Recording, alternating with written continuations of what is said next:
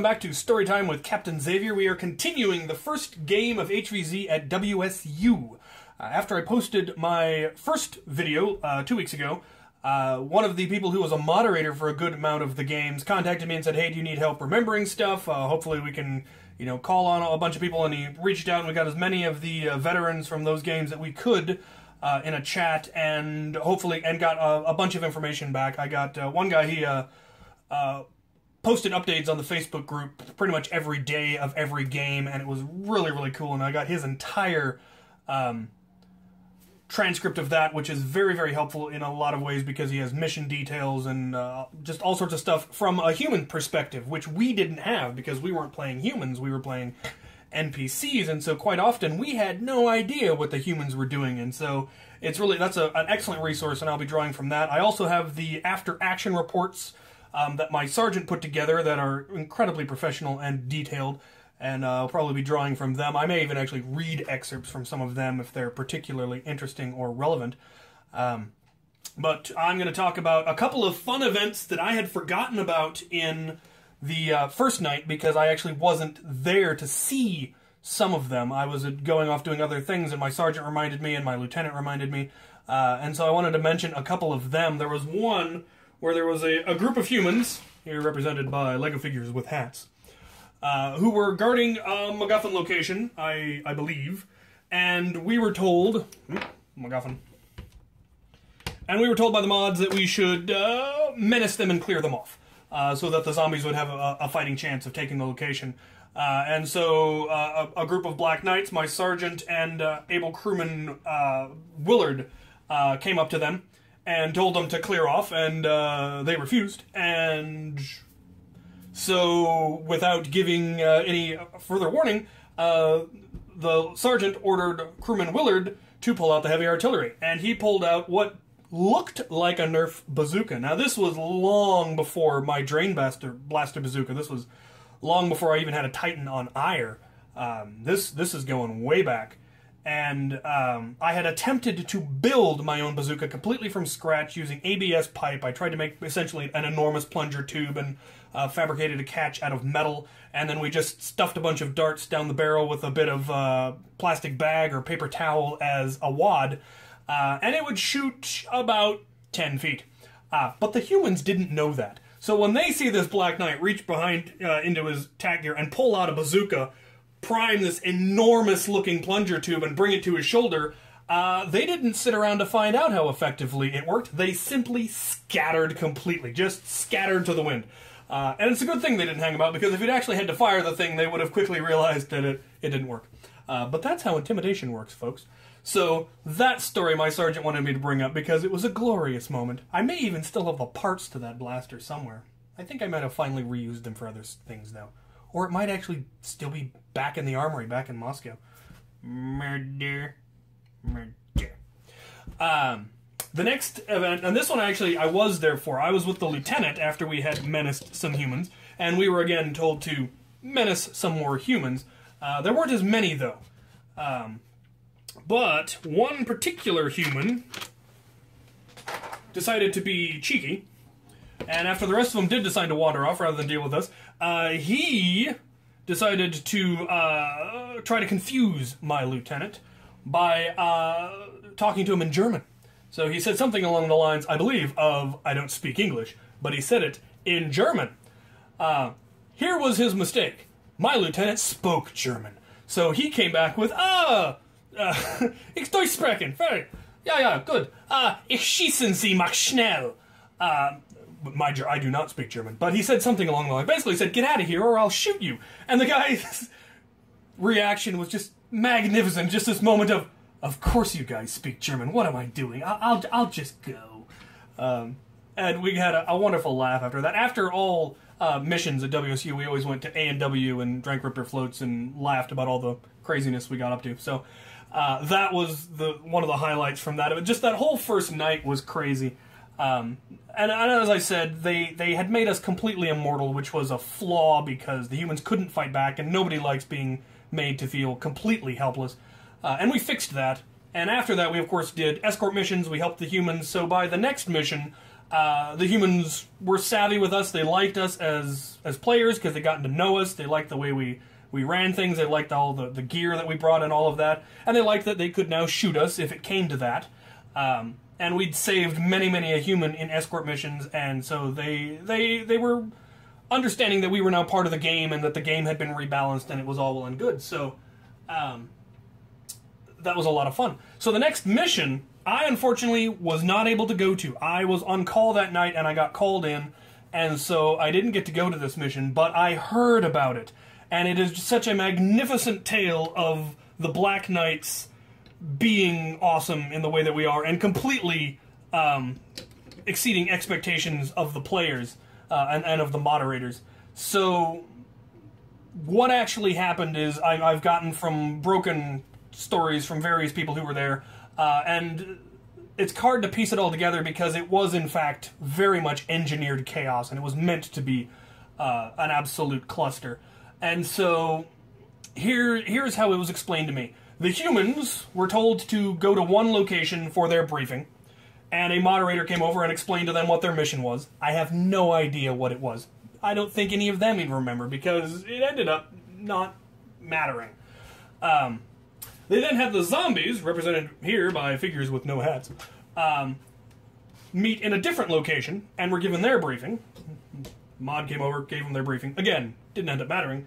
And then the Resistance was told to go to one place, and they were given their briefing. And then the Black Knights were told to meet at one location, and we were given our briefing. And our mission was to protect the CEO or whatever, one of the head honchos for ZSPN, the Zombie Sports Networks, the folks that were doing all of this horrible stuff and making the college kids fight zombies. And our mission was simple: keep him alive. That is all that we were told. We were told that the Resistance were going to try to assassinate him, and it was our job to keep him alive. We could now be shot, so the Resistance could shoot us and stun us just like a zombie, but we could also shoot them, and then they couldn't use their blasters, and he could only be killed with blasters. He couldn't be killed with socks. So if we stunned Resistance members, then they couldn't kill him anymore. Now, there was one more thing that was told to every group, and this was the kicker. They were told that after this briefing, after their individual briefings, they would all be brought together into one location and would be given additional briefing. And they were told that once a whistle was blown, that meant game on. So right now everything was paused. They didn't have to worry. Humans couldn't be tagged. Zombies couldn't be shot. Everything was on hold until the whistle was blown. And so the Black Knights were up here on, the kind of the stage with the ZSPN leader and the other moderators, and all of the players were brought together, the zombies, the humans, the Resistance. They're all milling about together. They're all intermixed. And they were told, okay, you all have your individual missions. Now for the big part, remember, if you hear the whistle blow, that means game is on. And my men saw it coming. Nobody else did, because right after he said that, he blew the whistle. And there was a pause, a stunned silence, as they just realized that everybody's intermixed. There's zombies among the humans and zombies, and the game is now on. So complete chaos breaks out. But my men are, in fact, trained professionals. And so the two on the outside immediately just open fire on everybody. As well as, actually, all of the men just unload into the crowd, just shooting everybody, especially anybody that looks like they might be trying to shoot the leader. The two then closest to the leader, as soon as their magazines were empty, grabbed the leader and very bodily hauled him to safety, pulled him around the corner of the nearest building, and kept going. They did not give him an option to not survive. They got him out. The other two then gave covering fire and again hosed everybody and died valiantly eventually. I don't know if the Resistance took them out or if zombies took them out, but absolute pandemonium.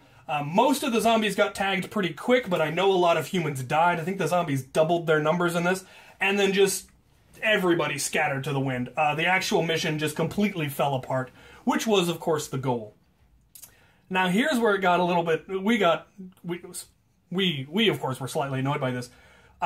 We weren't supposed to succeed. It was part of the storyline that the ZSPN leader was supposed to be killed that night. But he wasn't. We got him out alive. And the moderators were not expecting that. But, you know, that's what you get when you hire actual private security to do your private security up against amateurs. So we got him out alive, no questions asked. They then had to have him assassinated off screen, essentially. They retconned in his death, saying that that he wandered off, or he got separated from the Black Knights, or what have you, and he got killed. But that is not what happened. We got him out alive. And we hold by that, because that was kind of a moment of pride for us. We're like, oh yeah, no, they didn't kill nobody that night. So I really wish I could have been there, because that sounded like a lot of fun. Just the absolute chaos when my men just emptied their magazines. And I think at this point we had, a lot of rapid strikes at this point, or at least we had a lot of strifes. So we were able to put out a lot of firepower in that fraction of a second after the whistle blew. And yeah, so from then on, the moderators were a little more careful in scripting our actions, because we had no problem. If they told us that he was supposed to die, he'd have died. But they told us he was supposed to live, and so he lived. And so going forward, they were a little more explicit of, this is what we want to happen. And we're like, okay, we will make that happen. Or as close as we can within, you know, the confines of the game. So, an absolutely awesome mission. And then the next day we did more escort missions and did some zombie hunting, and started building up a much better rapport with the human players and the zombie players. The zombies really liked us because we'd stand and fight. Humans would flee to the nearest building and hide inside. We'd stand in the middle and keep shooting until we ran out of darts and they finally got to swarm us. So fun was had by everybody. So yeah, that was the second mission. I think I remember the third mission.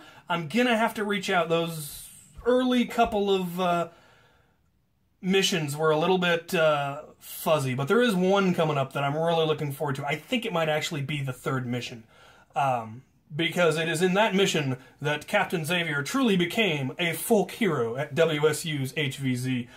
There's a song about me and everything, but that will have to wait until the next video. So, once again, if any of you were there that night, and if I got any details wrong, go ahead and let me know, and I'll add addendums, or I'll just ignore it and claim this is my version of history. But really, I'd like to get it accurate. So if any of you were there and you remember it, go ahead and let me know in the comments, or ping me on Facebook, or wherever.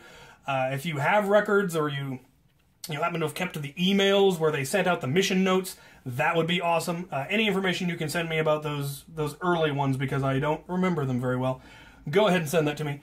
Let me know what other kind of stories you'd like to hear. I am going to continue at least the first couple of games of HVZ before I go into other stories. I have hours and hours and hours of stories that I could tell about our days in medieval stuff, and just lots of wild and crazy adventures of Captain Xavier throughout the years. I've been using that character for the better part of 16 years now. And there have been some fun stories that we will get to. So, let me know what you'd like to hear about, and thank you guys for watching.